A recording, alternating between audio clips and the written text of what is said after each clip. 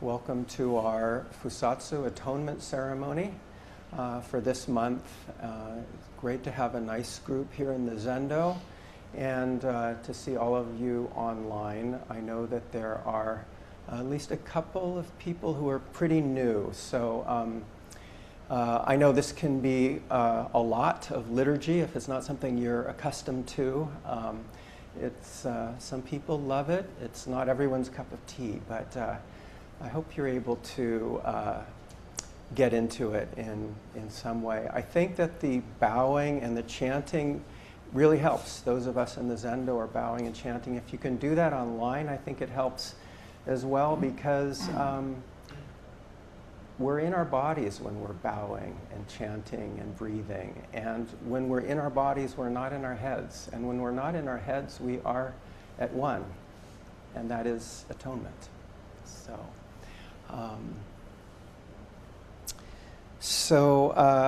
And for those who are new, the Atonement Ceremony, just go over briefly what we're doing. The first part of it involves, we chant the verse of atonement in which we acknowledge that we are not separate from all the harmful action throughout space and time. We're not separate from any of that. And then in the second part, we acknowledge that also we're not separate from all of the manifestations of awakened mind, all of the Buddhas of the past and present and future, all of the manifestations of compassion and wisdom and service. We're not separate from that either. And once we have done that, we are in a position to recite the Bodhisattva vows, to save all sentient beings, to cut off our delusions, to penetrate all phenomena, and to attain the Buddha way. And now we come to the next part, which is a reflection on the precepts.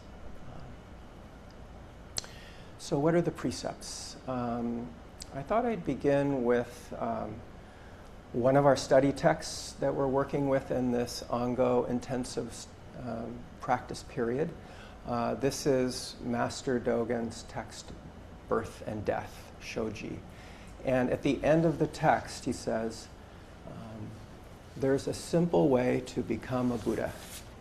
He says, when you refrain from unwholesome actions and are not attached to birth and death, and are compassionate toward all sentient beings, respectful to seniors and kind to juniors, not excluding or desiring anything, not attached to thoughts or worries, you will be called a Buddha. Seek nothing else.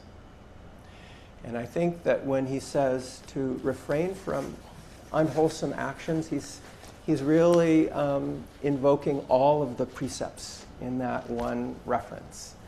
And when we are following the precepts, when we are one with the precepts, we are atoning.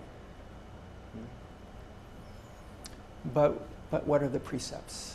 Again, the question. So we could say conventional response would be the precepts are the moral and ethical guidelines or values that we follow to lead a wholesome life. And that's okay. But it really doesn't do justice to the precepts. The precepts are much more than that kind of plain description. Much more than that. So what are the precepts? In Zen, Mahayana Buddhism, we follow 16 Bodhisattva precepts. The 3 treasures of Buddha, Dharma, Sangha, the three pure precepts of ceasing from evil, doing good, and doing it good for others, and then the 10 grave precepts: not killing, not stealing, not abusing sex, not lying, not clouding the mind, etc. Traditionally, however, when monks and nuns ordained in monasteries, they would vow to follow hundreds of precepts, hundreds of rules and regulations. This is the case in Southeast Asia, in the Theravadan tradition, in Tibetan Buddhism, in East Asian Buddhism. 250 or 350 rules and regulations, or sila. So these are rules that emerged over time in response to circumstances, challenging circumstances, problematic situations. And so they came up with policies, essentially, to address those situations for people in the future who would eventually confront them. But 250, 350 precepts might sound like a lot, but actually it's hardly anything. It's just scratching the surface, because the challenges and problematic situations that we confront are infinite. And therefore, really, we would need to have an infinite number of precepts to really work with reality. So it reminds me of a story. The Argentine writer Jorge Luis Borges tells a story about a travel writer from the 17th century who visited a remote kingdom. And he found that the cartographers there were so obsessed with precision that they made bigger and bigger and bigger maps. They made a map that was as big as an entire city in order to map out their province. And then they made a map that was the size of an entire province in order to represent the whole empire. And finally, they made a map that was the size of an entire empire in order to represent the empire. So that's kind of what it would be like if we tried to come up with a precept for every challenging situation in our life.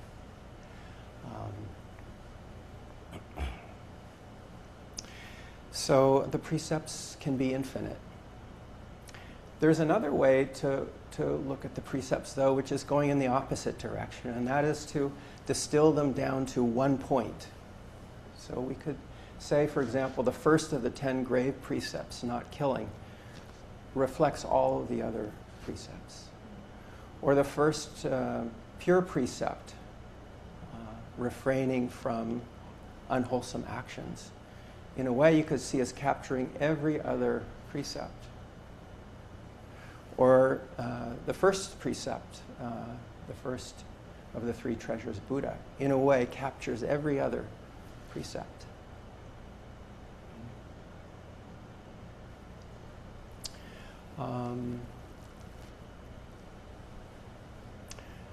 I should mention that we have coming up, starting next month, a study project, a class called The Path of the Precepts, in which we will be doing in-depth study of the precepts over once a month for 9 months. And that will be followed next year by another 9-month course on the precepts. So we'll be looking at what the precepts are and what they have to do with your life. A 1-year course on the precept or 2-year course on the precept might sound like a big commitment, but actually it's not. It's hardly anything. It's just scratching the surface. But that's where we'll begin. So I want to invite all of you to join us for that.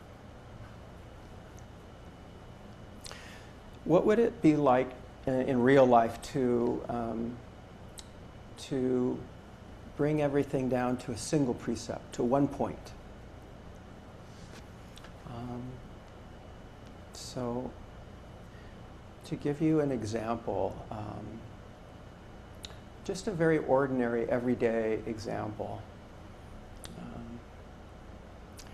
Let's say I'm doing a task and I'm very absorbed in it, very concentrated.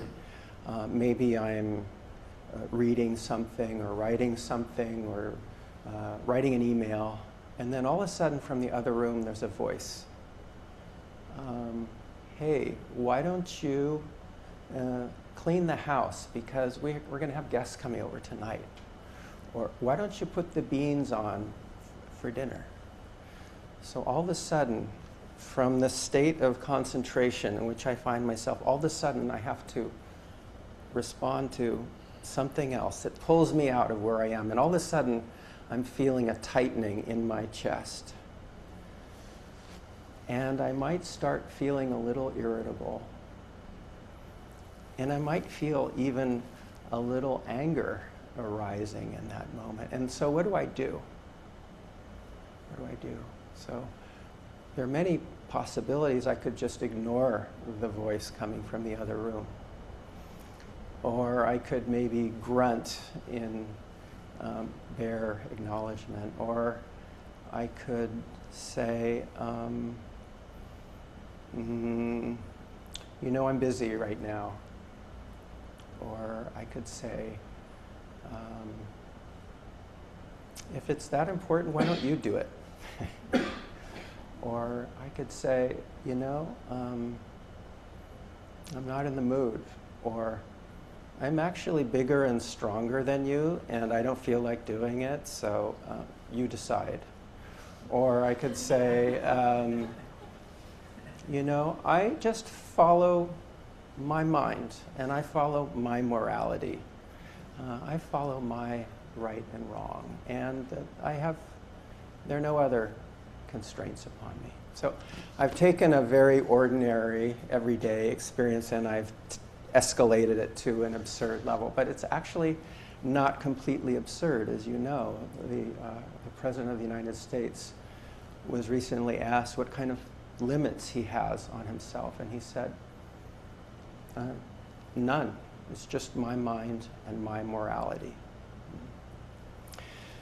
So that kind of thinking is what leads to situations like the invasion of a foreign country, the abduction of a head of state, the seizure of that country's natural resources.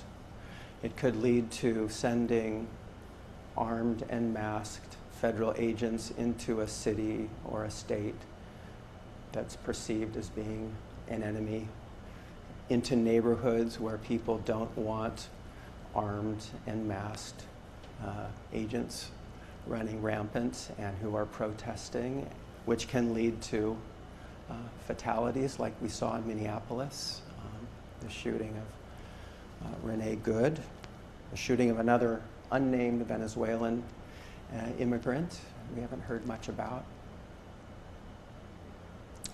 So this kind of thinking, if you take it to that extreme, is in Buddhism what we call ignorance. And I'm not saying that the president is dumb. I'm just saying that the way he's thinking is ignorant because it is grounded in delusion. The delusion that he is separate from everyone and everything else, and his country is separate from everyone and everything else. So this is the fundamental delusion of that oneself is separate and one's interests are separate. And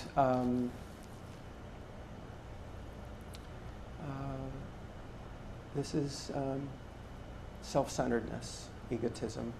And I bring it up because not just to criticize the president or to mock the president, but because all of us are like this. All of us have the same kind of thinking. We're all capable of the same self-centered thinking. Even in the most minor, ordinary case, like the one I cited, the same logic arises. So not only are we not separate from Donald Trump, who, as we know, impinges on our daily life constantly, but we are very much like Donald Trump.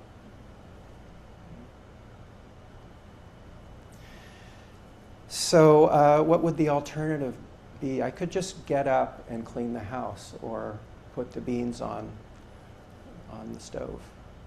Or I could say, I'm caught up in this email, I'm going to finish this email and I'll get right on it. Or I could say, can we do this in 5 minutes, negotiate something?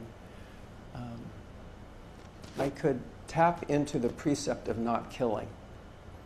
And suddenly there can be a shift in how I experience that moment and how I respond. Or I could tap into the precept of refraining from unwholesome action and handle that moment a little more skillfully. I could tap into the precept of Buddha, the awakened nature of all beings, and that could shift the situation in a way that does not lead to escalation and harm.